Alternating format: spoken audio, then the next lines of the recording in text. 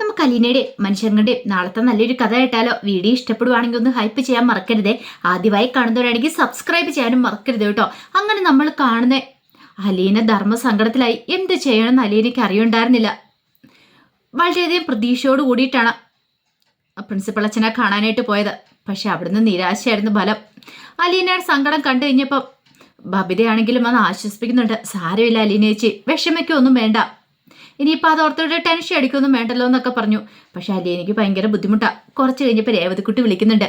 രേവതിക്കുട്ടി വിളിച്ചു കഴിഞ്ഞപ്പോൾ അലീന ഇതിനെക്കുറിച്ച് പറഞ്ഞു. അപ്പോഴേക്കും രേവതിക്കുട്ടി പറഞ്ഞു, ചേച്ചി അതോർത്ത് എന്തിനാ ടെൻഷൻ അടിക്കണേ? അതിൻ്റെ ആവശ്യമൊന്നുമില്ല. ചേച്ചി ഇപ്പം അവരുടെ കാര്യത്തിൽ കൂടുതൽ ഇടപെടുന്നതുകൊണ്ടാ. അല്ല, എൻ്റെ അനുജനല്ലേ ഒന്നുമില്ലേലും അതൊക്കെ ശരി തന്നെ.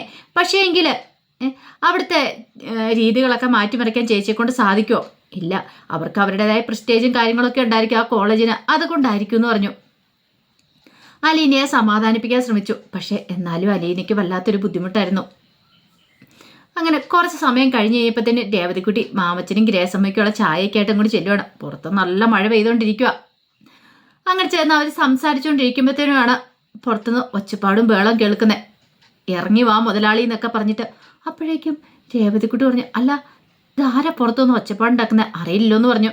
മാമച്ചനും ഗ്രേസമ്മയൊക്കെ ഇറങ്ങി വന്ന് നോക്കുമ്പോഴത്തേനും പുറത്തും മഴയത്ത് നനഞ്ഞ് ടോണി നിൽക്കുന്നുണ്ട്. മദ്യപിച്ച് ലെക്ക് കെട്ട രീതിയിലാണ് ടോണിയുടെ നിൽപ്പ്. കാല് പോലും നിലത്ത് ഉറയ്ക്കുന്നുണ്ടായിരുന്നില്ല. ആ സമയം ഗ്രേസമ്മ പറഞ്ഞു, മാമച്ചായ ഇത് ടോണിയാണല്ലോ. ഓ, രണ്ടുപേരും കൂടെ ഇറങ്ങി വന്നോ?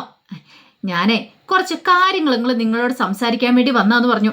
മാമച്ചൻ പറഞ്ഞു, ടോണി കയറി വാ, കയറിയെന്ന് സംസാരിക്കാം. കയറി വരുന്നൊന്നുമില്ല, ഇവിടെ ഒന്ന് പറയാനുള്ളത് ഞാൻ പറഞ്ഞിട്ട് അങ്ങോട്ട് പോയിക്കോളാം മുതലാളി. ഞാൻ ഇനി അങ്ങോട്ട് കയറി വരുന്നൊന്നുമില്ല. അപ്പോഴേക്കും രേവതിക്കുട്ടി മാമച്ചനോട് പറഞ്ഞു, അങ്കിളെ എന്തോ ഒരു പ്രശ്നം ഉണ്ടെന്ന് തോന്നല്ലോ. ഗ്രേസം പറഞ്ഞു, എന്താ ടോണി, നിനക്ക് എന്താ പറയാനുള്ളത്? കയറിയിരുന്ന് സംസാരിക്കാം.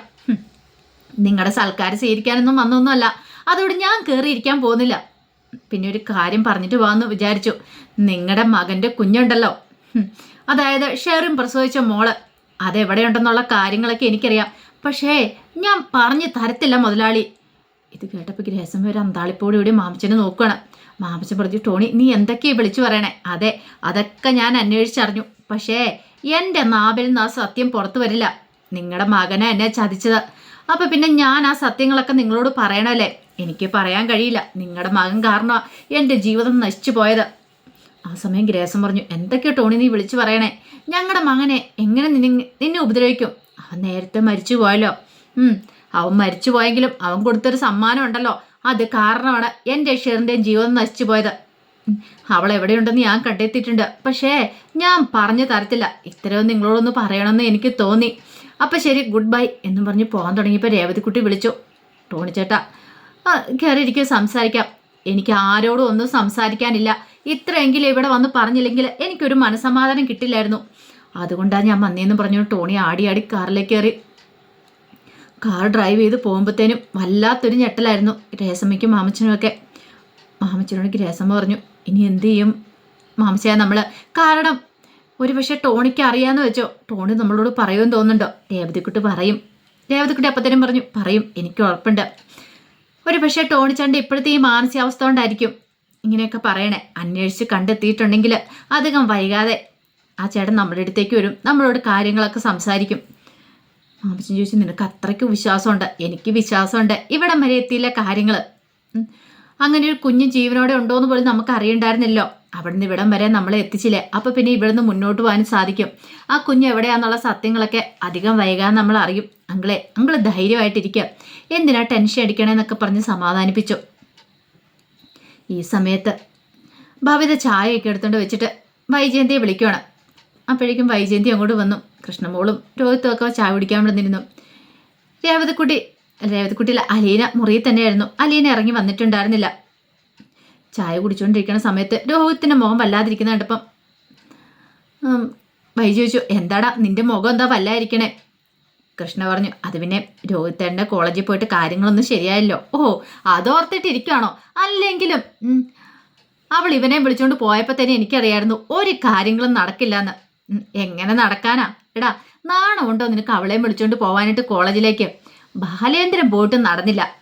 പിന്നെയാണ് ഒരു വീട്ടുജോലിക്കാരി, അത് വീട്ടുജോലിക്കാരി പോയിരിക്കുന്ന വലിയൊരു എഞ്ചിനീയറിംഗ് കോളേജിലെ പ്രിൻസിപ്പൾ അച്ഛനെ കാണാൻ വേണ്ടി റെക്കമെൻഡ് ചെയ്യാനായിട്ട്. അത് നിനക്ക് വേണ്ടിയിട്ട്. എടാ നീ അല്ലാതെ ഇങ്ങനെ മന്ദബുത്തരമൊക്കെ കാണിക്കുമോ? എടാ നാണമുണ്ടേ അവളോടൊപ്പം പോകുമോ? അപ്പോഴേക്കും കൃഷ്ണമോള് പറഞ്ഞു, ദേ അമ്മേ സൂക്ഷിച്ച് സംസാരിക്കണം. അലീനേച്ചി പോയിട്ടുണ്ടെങ്കിൽ എന്താ? അലീനേച്ചി പോയി കാര്യങ്ങൾ പറയുകയാണെങ്കിൽ ചിലപ്പോൾ അച്ഛൻ സമ്മതിച്ചാനാ.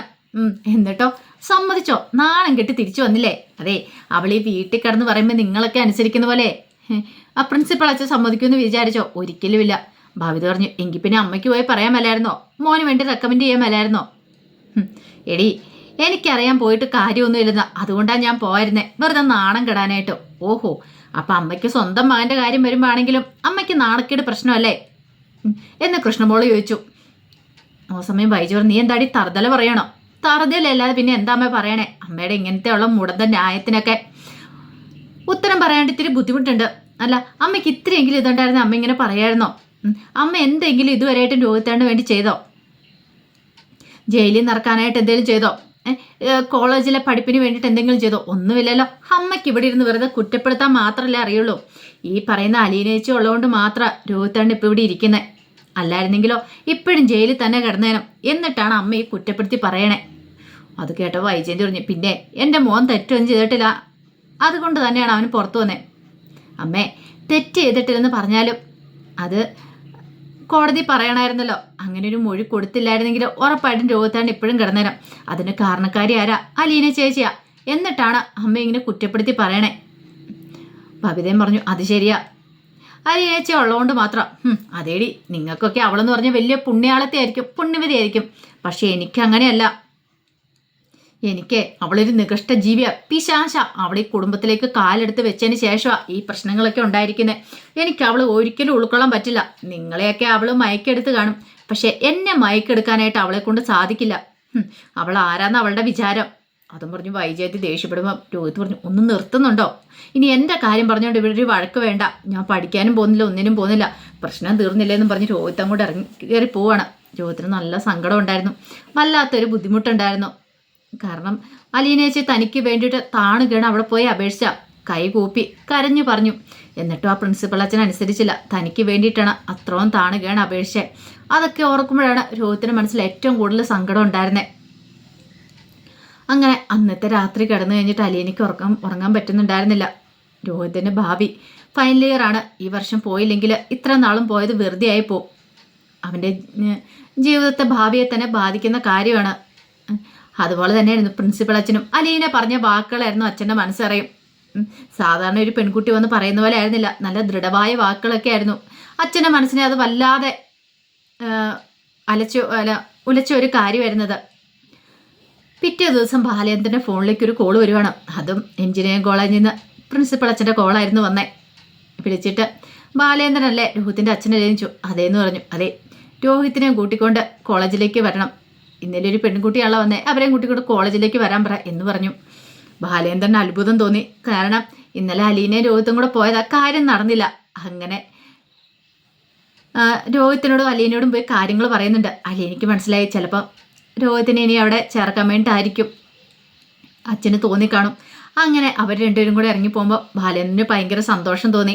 അലീന ഉള്ളതുകൊണ്ടാണ് ഇങ്ങനെ ഒരു ഇത് കിട്ടിയത്. അല്ലെങ്കിൽ ഒരു കാരണവശാലും ഒരിക്കലും ഇപ്പം പ്രിൻസിപ്പൾ അച്ഛൻ ഇങ്ങനെ വിളിക്കത്തൊന്നുമില്ലായിരുന്നു. ബാലേന്ദ്രൻ പോയി പറഞ്ഞിട്ട് പോലും അച്ഛൻ കേട്ടില്ല. അങ്ങനെ ഒടുവിൽ ചെന്ന് കഴിഞ്ഞപ്പോഴത്തേനും അച്ഛന് അലീനയോട് സംസാരിക്കുന്നുണ്ട്. നീ വന്ന് പറഞ്ഞിട്ട് പോയ കാര്യങ്ങളൊക്കെ ഇട്ട് കഴിഞ്ഞപ്പം എനിക്കും തോന്നി ചില കാര്യങ്ങളൊക്കെ. പിന്നെ ഇങ്ങനൊരു സാഹചര്യത്തിൽ എനിക്ക് മാത്രമായിട്ട് തീരുമാനം എടുക്കാൻ പറ്റില്ലായിരുന്നു. ഞാൻ കുറച്ച് സിൻഡിക്കേറ്റ് അങ്ങളോടൊക്കെ വിളിച്ചു ചോദിച്ചു, കാര്യങ്ങളൊക്കെ പറഞ്ഞ് ബോധ്യപ്പെടുത്തി. ഇനിയിപ്പോൾ ഇതിൻ്റെ പേരിൽ ഒരുപക്ഷെ നീ പറഞ്ഞാൽ ഇവൻ നിരപരാധിയാണെങ്കിൽ ഇവൻ്റെ ഈ വർഷം പോവില്ലേ. അതുകൊണ്ട് ഇവന് വീണ്ടും ഈ കോളേജിൽ പഠിപ്പിക്കാൻ തന്നെ ഒരു തീരുമാനം എടുത്തിട്ടുണ്ട്. പക്ഷെ പഴയതുപോലെ ആയിരിക്കില്ല, നല്ല രീതിയിൽ തന്നെ മുന്നോട്ട് പോകാമെങ്കിൽ മാത്രമേ വീണ്ടും ചേർക്കത്തുള്ളൂ എന്ന് പറഞ്ഞു. അപ്പോഴേക്കും അലീന പറഞ്ഞു, ഇനി ഇവന് ഒരു പ്രശ്നം ഉണ്ടാക്കത്തില്ല അച്ഛാ, ഒരു കുഴപ്പവും എൻ്റെ ഭാഗത്തൊന്നും ഉണ്ടാകത്തില്ല. അങ്ങനെ എന്തെങ്കിലും ഉണ്ടെങ്കിൽ ഇവനെ പറഞ്ഞു വിട്ടു. പിന്നെ ഇവൻ്റെ റെക്കമെൻഡേഷനുമായിട്ട് ആരും ഇങ്ങോട്ട് വരാനൊന്നും പോകുന്നില്ല എന്ന് പറഞ്ഞു. അങ്ങനെ വീണ്ടും രോഹിത്തിന് അവിടെ അഡ്മിഷൻ ശരിയാവുന്നുണ്ട്. ഇത് അറിഞ്ഞു കഴിഞ്ഞപ്പോഴത്തേനും വൈജയ്ക്ക് തലയ്ക്ക് നെട്ടപ്പുറം അടി കിട്ടിയ പോലെയായിരുന്നു. ഒട്ടും പ്രതീക്ഷിച്ചിട്ടുണ്ടായിരുന്നില്ല വൈജയന്തി ഇത്. വൈജയന്തി തലേദിവസം വലിയ വർത്താനമൊക്കെ പറഞ്ഞ അവൾ പോയിട്ട് എന്താവാനാ, ഇങ്ങനെ ആവാനാന്നൊക്കെ. പക്ഷേ എങ്കിൽ വൈജയന്തിയുടെ ആ ധാരണകളൊക്കെ തെറ്റിച്ചുകൊണ്ടാണ് ഒടുവിൽ രോഹിത്തിനെ വീണ്ടും കോളേജിലേക്ക് വിളിക്കുന്നത്. അപ്പോൾ അതിൻ്റെ കഥകളൊക്കെയാണ് നമ്മൾ കാണാൻ പോകുന്നത്. ആ കഥകൾക്കായി നമുക്ക് എല്ലാവർക്കും കാത്തിരിക്കാം കേട്ടോ. ഒരിക്കൽ കൂടി എല്ലാവർക്കും ശുഭരാത്രി നേർന്നോടെ നിർത്തുന്നു.